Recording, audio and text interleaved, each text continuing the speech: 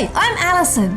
Welcome to Dream Chasers Adventures in Happiness, where my band of superhero guests and I share with you tales of daring do, life-changing journeys towards living our best lives.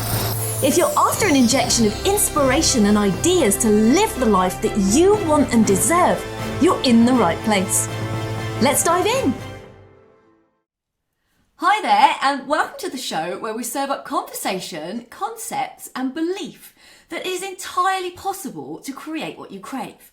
If there's something stopping you from pursuing happiness, whatever that looks like to you from a career or lifestyle point of view, the stories and insights covered here are designed to help. Today, I am joined by the amazing and highly inspirational 𝗘𝗣𝗜𝗦𝗘𝗟𝗟. Claire is a professional writer and soon-to-be published author, who also happens to be my fabulous cousin. Now, Claire has been on a pretty incredible journey that she's going to share with us on the route to getting her first novel published. Despite her experience as a journalist and freelance feature writer for publications like BBC Countryfile magazine and Devon Life, and as a host blogger for the Huffington Post, the road to securing a publishing deal has been anything but easy. But what I've wholeheartedly admired in Claire throughout the past few years is her unrelenting tenacity in continuing to work at it, despite monumental hurdles and setbacks, and her steadfast belief that the universe has her back, which has really helped her trust her own instincts and make some quite massive decisions that others would have considered too risky. Now today, we're going to talk about Claire's experience, unpick how and why she didn't give up, and follow Claire's route to her first book deal with One More Chapter, who are an imprint at HarperCollins and who in their own words publish unputdownable fiction. So welcome to the show, Claire. Hello. Thanks so much for coming on. It's brilliant to have you. Oh, thank you for having me, Alison. Oh, you're thank welcome. you. So let's start with your history as a writer. So has writing always been something that you've been interested in, and how does it make you feel? It is. I think it was before I knew it was, which sounds a bit Irish, but it was before I knew it was, because it was always in me, but it wasn't until I was older, in my 20s, that I really kind of started to recognise it. Yeah. When I was younger, we used to go off for holidays to Cornwall, and I would sit in the back of Mum and Dad's car, and I was probably, 5 or 6, and I would be writing, I would make little stories, little books out of paper, and they were tiny, they were inches big, with probably about 2 or 3 pages, so they were my books, and I would write a story, and, it would be something like the dog went for a walk and sat under a tree, and it saw the moon, the end, and I would be so chuffed with it, and I would read it out to them, and they would say, "Oh, well done, that's lovely," and really praise me up, and looking back, at the time, I probably wouldn't have recognised this feeling as a 5-year-old, but it made me so happy. It just felt so pure inside. And fast forward to my 20s, what did I do? Let me think about this. I started writing. I was always writing sort of, it's strange. It was almost like it would just come out of me. I would just start writing a story. So I remember Mum and Dad had an old typewriter, and we had it in the dining room. And, with typewriters, you can't delete anything. So I would just write and type a story and begin it. And I never finished them. That was the thing with me. It would be like, on half a page of A4 paper. And then, but the feeling was always there. It would just give me such a buzz. It was like the feeling of excitement when you get like a natural high. It's like, it feels, you're almost catching your breath. That's how it used to feel. And then again, when I left home and I was renting a room in a shared house, and I used to use, the landlord also lived there. He was actually a friend of mine, and I would use his computer and just started writing. And I was working in odd random jobs, and it just used to bring me a peace and happiness, is the only kind of ways I can describe it. And then I then decided to do a creative writing course with the Open University. Then went on to do a diploma in print journalism and radio. And again, that was all done sort of 1 or 2 days a week in the evenings. I would go off to college and do it. So I was a mature student, if you like. And then I got a job as a journalist, but I wasn't a qualified journalist, but I think based on kind of what I showed in my portfolio of these my writing and interests, I got offered the job, and I worked there for 2 years at the local paper. But I never really felt like that was my kind of writing. I enjoyed aspects of it, but it wasn't quite right for me. I knew it. But what I did love doing was the feature writing. So if a feature came up and I would write a feature, I really enjoyed the creative side of writing features. You could maybe show a bit more of your tone of voice with writing your own voice. Whereas with journalism, you've got to stay neutral and you can't really have an opinion, not really. And so when I left, I actually got signed off with stress. I was going through quite a difficult time back then, and I got signed off with stress. And I actually remember the editor at the time saying to me, "You'll never make a journalist." He was quite harsh. "You'll never make a journalist. You'll be good in PR." And I just thought, oh, that was, I was just down anyway, and it just really hit me. And I didn't really want to be a journalist, but it just really got me. And I think I just never felt good enough in lots of areas of my life back then. And so then I looked into doing a master's with Falmouth University, but of course I had no, I didn't know at the time, but the diploma and the creative writing course all counted towards having A-levels. I left school after my GCSEs, and I think I did like an admin course for 10 months, and I left that. So I went through my life very much hopping around. I just didn't feel confident. I knew there was a passion in me, but I hadn't really figured it out back then. So then when I decided to apply for the master's, again, I'd worked at the paper for 2 years. I had, the creative writing course, and then I got accepted. And it was a 2-year master's part-time over 2 years. And it was distance learning. So rather than usually it's 1 year full-time on campus, I was able to work to pay for it. And I remember they offered a loan, you could get loans to do it. It was like £4,500. And I remember thinking, because I was in quite a lot of debt at the time, I can't carry on like this. It would have been easy to accept the loan and not have to worry. But so I didn't. I cleaned people's houses. I worked in pubs. I did shift work. I did anything I could just to pay, my rent as well, where I was living, and pay for the course and pay for my debts and study. And that was quite a turning point for me. Passion, it was right. So you've had a passion for writing, and then you've had this tough experience being a journalist, and like you said, you ended up getting signed off. You've had somebody tell you couldn't be a journalist, but it didn't deter you. You still having that inside passion for writing and creative writing.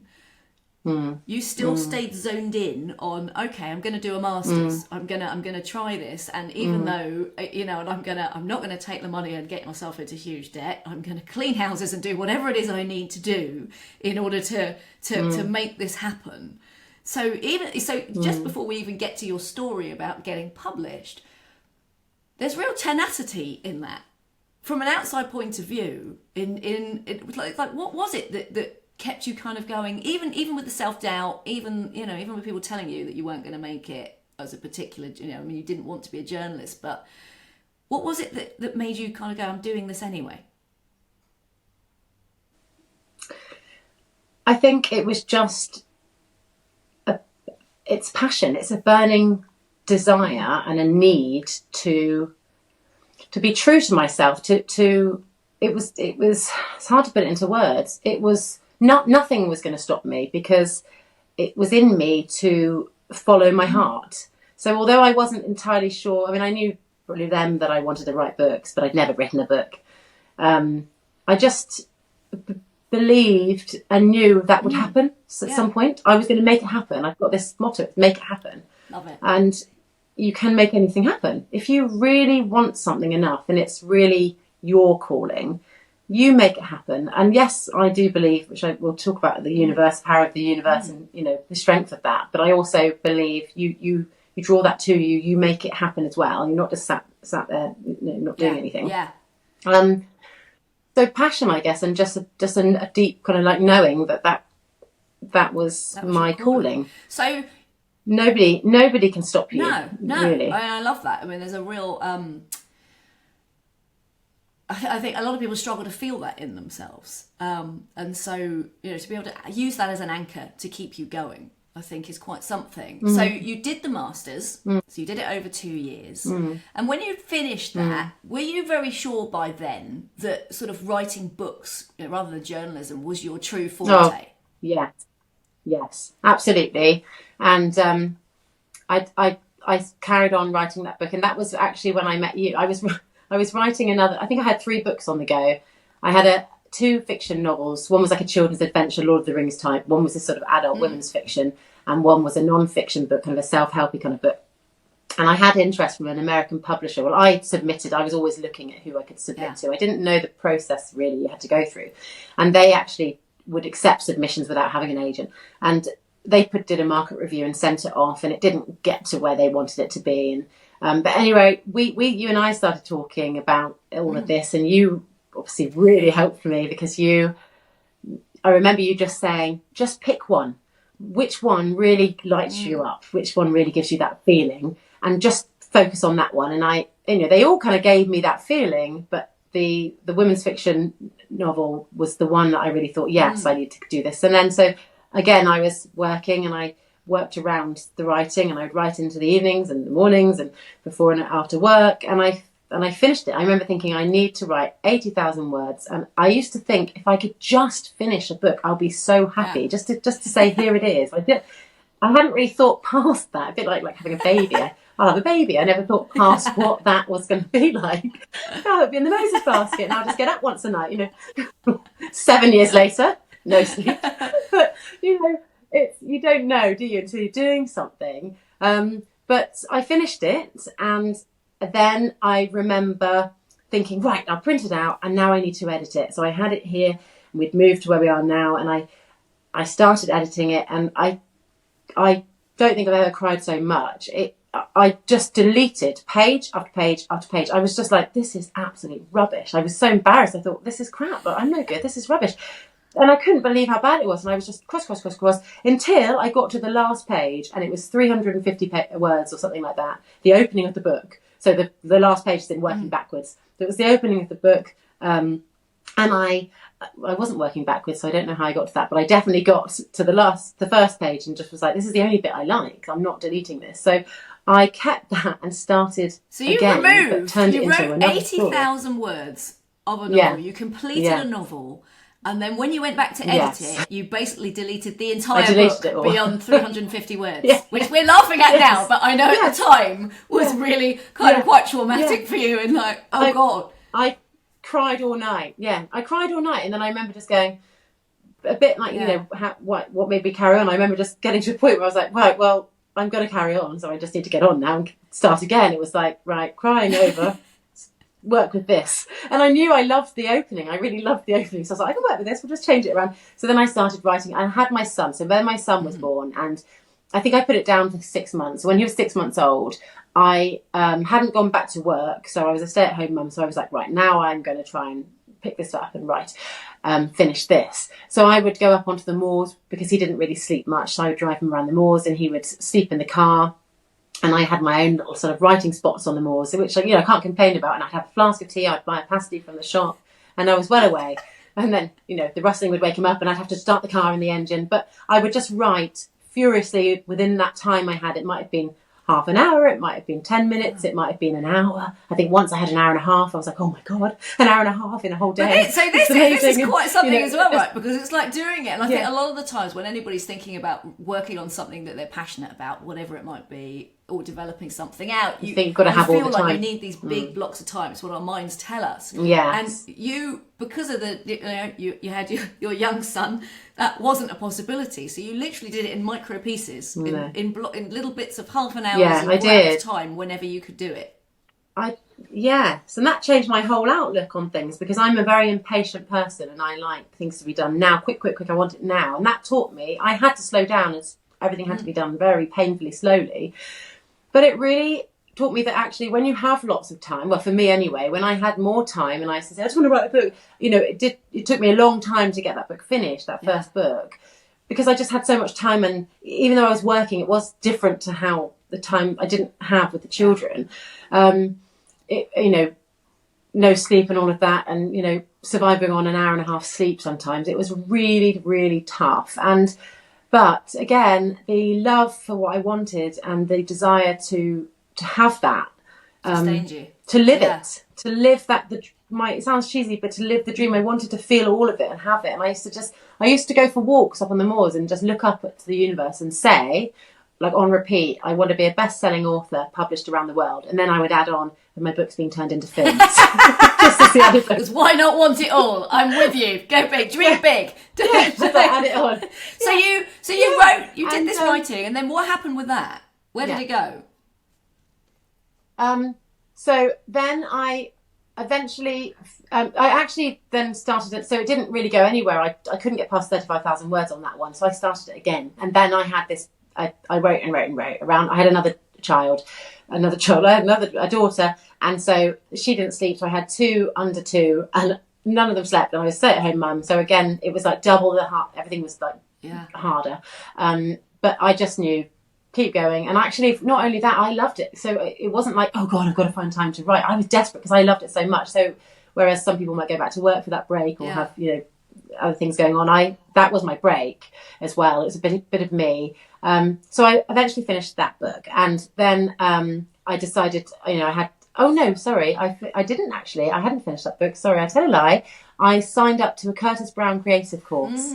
And that was a game changer as well, because I did 3 online courses. They were 6 weeks long. So I thought that's doable around the kids. It was flexible learning.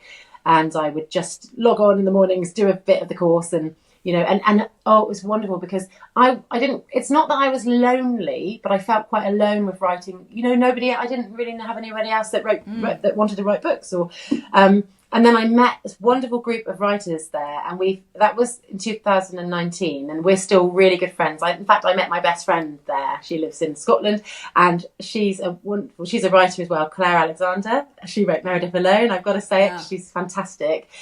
We both started the course, met on the course, and we both. So when the course finished, I submitted 3,000 words of this novel for feedback from an author and a reader who was working on the course, and she gave me some wonderful feedback. And then I had this email out of the blue from 𝗘𝗣𝗜𝗦𝗍𝗍 Creative saying that the reader had passed on that she loved it so much that she thought it was something special, and they said, would I get in touch with them once I'd finished the book, and they would help me submit to some agents and just sort of guide me through it. And that was like, wow, because the course was amazing and had some great advice and agents talking and everything, but that was like, oh my God, I've got an in here. So that was such an incentive. So then I was like, right, I've got to finish this book. So I was just writing into the early hours when I was, not kids were sleeping, I would be writing.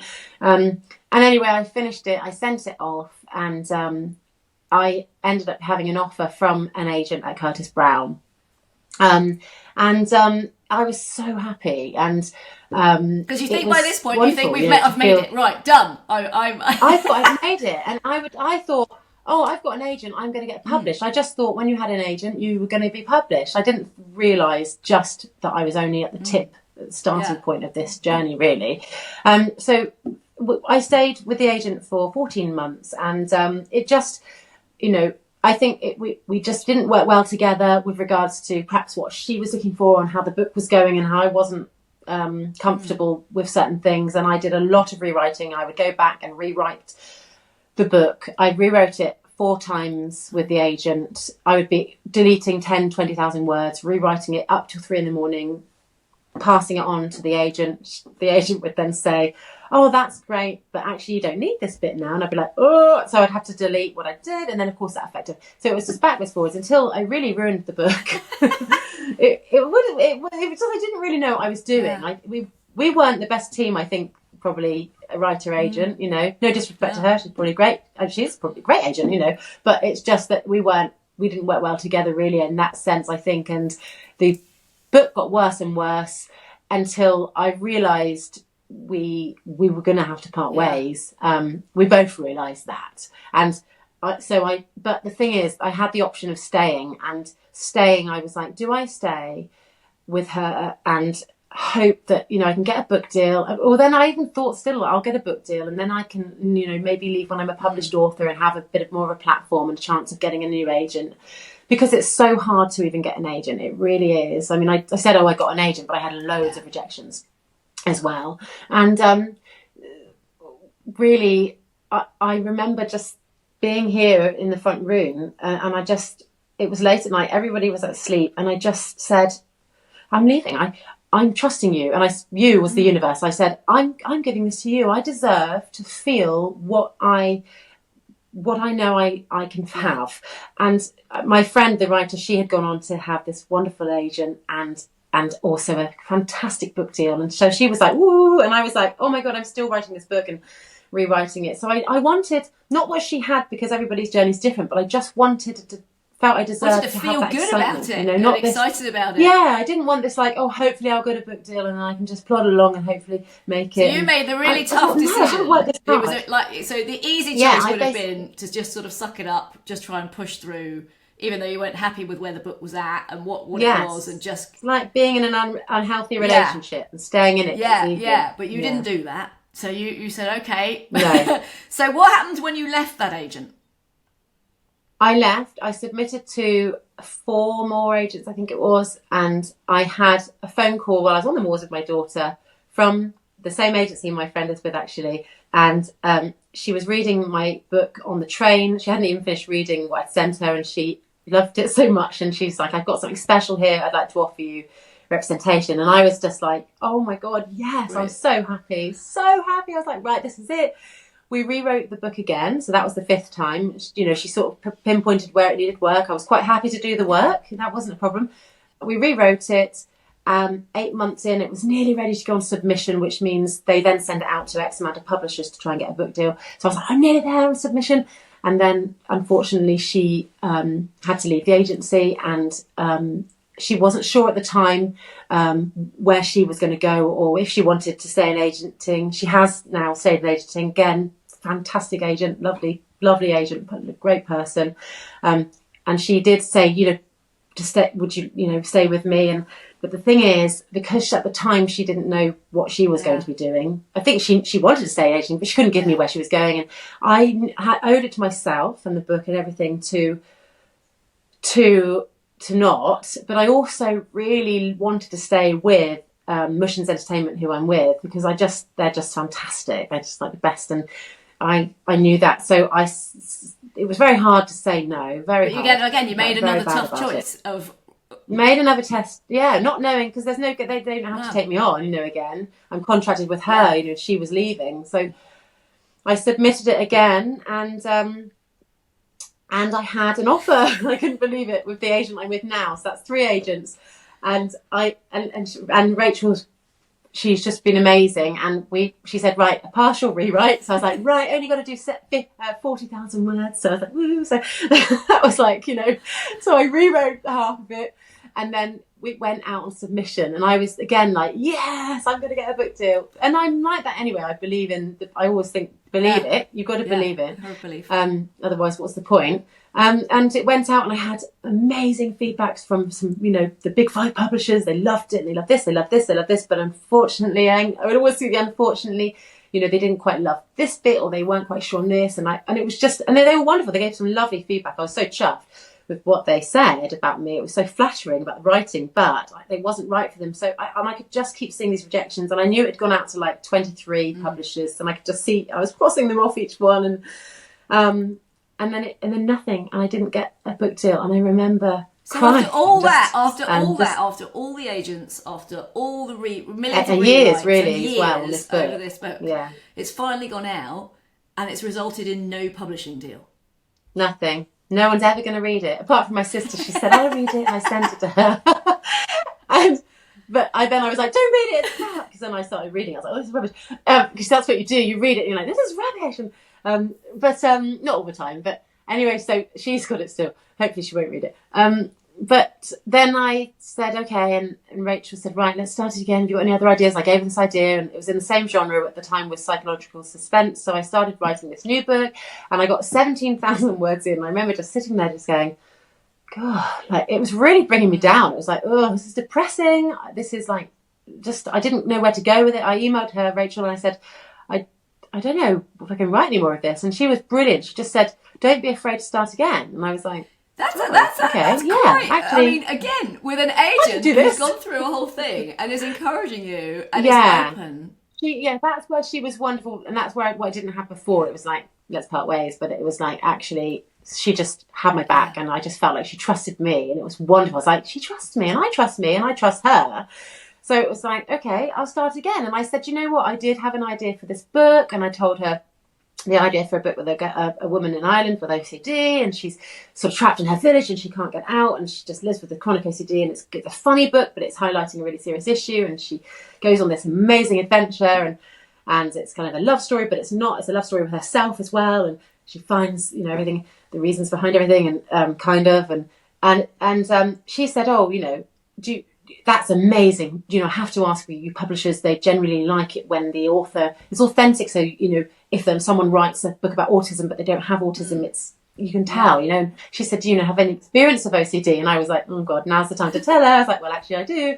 I have years of it. So I told her about all of this stuff, and she said, go for it. So I did. And I wrote it in 4 months. Wow. And it went on, and I had like one edit or something with her. We bounced back and forwards. Not one edit, but it was very quick. And, it went on submission in September, and in October, on my son's birthday, I had an offer. I had amazing feedback again. It got out quite a lot with some of the biggies, the big fives they call them. And then she contacted me that 𝗘𝗣𝗜𝗦𝗘𝗟𝗟, so one more chapter, the imprint of 𝗘𝗣𝗜𝗦𝗃 loved it, and they were taking it forward to acquisitions and meetings. And so it's really hard to get a book deal. I never realised this. So what happens is it goes out to publishers, and the editor who they send it to at the publishing house, they might love it. Then they take it to the rest of the team, all the marketing team, everybody within the umbrella of the publisher reads it. And if one of them says, oh, I don't know how I'm going to market this, I don't know, no, this is the wrong genre, and this might not work, blah, blah, then they can't move forward with it. They all have to love it. So it's really, really hard. You can get so far, then they take it to like acquisitions meetings, and everybody has to be on board the whole way through. And that's why I found out, my friend Claire said that we're within the less than 2% in the world that actually get published. So I was like, oh my God. So when they made the offer, they sent me the most wonderful pitch. It was just incredible. And they'd all read it, and they sent these little like captions of what they thought of the book. And I was crying and crying. We were in the car on the way back. It was my son's birthday. And I was, honestly, it was like to hear people be as passionate about this book as I was, and about the main character, and get it completely, and not be like, well, yeah, but this. And they were so honest about it, and it was wonderful. Like, I can't tell you the feeling. It was like, yes, there it is, like the fireworks of all that, the feelings I had. It was like, it was what you were hoping for and holding out for all the way along. Yeah, it was what I held out for, what I wanted to have, and I got it. And then that was October, and I've had to kind of keep it quiet, and they let me sort of announce it a little bit on my social media, which was nice, because they don't usually do that, because the official announcement is coming out very soon. And then I've just been working on the edits with it, and we're at copy edit stage, which is like the end stages. It's going to come out next year, and that's the journey. Wow. I think there's probably lots more. Is, talk about a tumultuous backwards and forwards, up and down. Yeah, and I know now. Not only have they one more chapter publishing it, you've got a Dutch publisher ready to publish. Yeah, I can't believe I forgot to say that. Yeah. Yeah, so they send it out to them when you get a UK book deal. So one more chapter, they bought World English rights, so they're going to publish it in the UK, Ireland, Australia, New Zealand, Canada, and America. They said they hope to make it a lead title in America. So I hope that stayed there. It was reconnecting then. Then my agent will then, because they've bought the rights for those countries, they can't send the book out to America for an American deal, so they sent it out to some publishers in and around the world, in Europe and as well, that had shown interest when it went to the Frankfurt Book Festival, and they pitch it. Yeah. So then I had an email from the Foreign Rights Department at Mushens Entertainment to tell me that a Dutch publisher had made an offer on it and had bought world rights to sell it around the world in Dutch. Amazing. So that was amazing. So I was like, oh my God, so now I'm going to get 2 copies of that translated, so I'll have them on book now. And then I had, and it's standard with the agency, you get a film and TV and film agent when you get a book deal. But I had a wonderful email from Rachel with a forwarded email from my TV and film agent that she read Pearl. I didn't realise they actually send the book, and she chose me. Like, it was like she wanted to work on the book, and she's sending it out to TV studios and production companies. And she's recently Richard Osman. She's Richard Osman's agent as well, TV and film agent, and she's recently got with Steven Spielberg's production. He's going to do a thing. Is that all out now? So I can say it. So she's going to be sending it off to like Steven Spielberg's, but she might not. But she'll send it out to Netflix and everywhere. And you know, if there's real serious interest, then I'll hear about that. But that, I mean, that can take. I know now that can take years. So. For example, like War Horse, he wrote that, you know, years ago, and then it came out like 20 years later or something, you know, as a film. So it can take a long time for that. But you know what? That was my end request to the Universal. I was going to say, it's like full circle. You were saying, oh, that's I want a TV and film. Yeah. Oh. Yeah, and I've already got who's playing the characters. I'll just be Gerard Butler all the way. They're like, he's too old. No, it's not. Oh, the other thing was, just before I forget, when I was if it's okay to go back to when you said about inspiration and just my inspiration for when I first started realising I wanted this. I remember reading, I had P.S. I Love You by Cecilia Atherton, the Irish author, and she I was reading the blurb about her biography in the book cover sleeve, and I just remember reading it thinking, oh, I would love that. And HarperCollins were her publisher, and I just remember thinking, oh my God, that would be my dream. Like, she's my inspiration. I just love her journey, and J.K. Rowling as well, just because she had some tough times. But you know, I just always thought I'd love that. HarperCollins was my dream publisher. So when they got in touch, they actually compared it to P.S. I Love You, not the storyline, but the character's adventures. Oh wow! You know, her adventures and what she did. And they compared it to that, and so they are actually, I think, going to ask her to read it.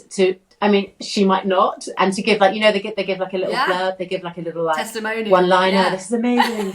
So I think actually I tagged her in my Instagram because I've had to set up Instagram since all this. I didn't really do social media, but I have with Instagram, and I tagged her in a video that I made about that, and she commented on it, and I was just like. So hopefully she'll read it. But you know, so I just think what's really important here, and I think for anybody listening, is that you started in a place where you were told you shouldn't be writing, really. That you know, cleaning toilets. I mean, you know, and you've been through the mill, up and down and up and down. But you held this internal belief that this is your passion, it's your calling, it's where you're heading, and you just kept going. You didn't let whatever got in the way, and you've had many things get in the way. You didn't let it stop you from trying to, you know, and you know, slowly but surely you're hitting the goals that, you know, and with bells on that you've set, which, you know, it's such a, you know, tenacity is such an amazing thing. And I think if anybody is really passionate about something, whatever it is, whether it's a personal project or something related to what you might do for work, just keep going. You know this, and you're a prime example. Your story is an absolute prime example of what can happen when you just believe and you don't give up, and you keep your eyes on the prize, on the direction you're heading in. Oh, listen, Claire, it's been so fabulous having you on the show. Thanks so much for sharing your personal journey. It's such an inspiration. Oh, no, it was lovely to talk about it. For anyone interested in buying your new book, who's working, I know the working title is currently Someone Like Pearl. I will put a link in the show notes when the book's available for pre-order, which will be later this year. But in the meantime, if people would like to connect with you, how can they find you? So I've got Twitter, and that's at CF for Francis, I say author. And I have Instagram, and that is at Claire Francis Books. Brilliant. And you can find me there. Put those links doing weird and wonderful things. Well, listen, thank you so much. That's it for this episode. Honestly, and for listeners, you know, thanks so much for joining us, you know, and if you're working on a passion project and it hasn't been an easy road, I really hope Claire's story has kind of inspired you to keep going, because if it's in your heart, don't give up on it. And if you know anyone who would benefit from listening to this conversation and Claire's amazing story, please do share this episode. And until next time, Just know that I believe in you and your ability to create the life and the career that you really want. So go do your thing. Thank you for listening today. I hope our time together has got you thinking about your own adventure in happiness. So please do get in touch. I'd love to hear more about your story. And why not join our Dream Chasers Unite community? There is nothing better than an adventure shared.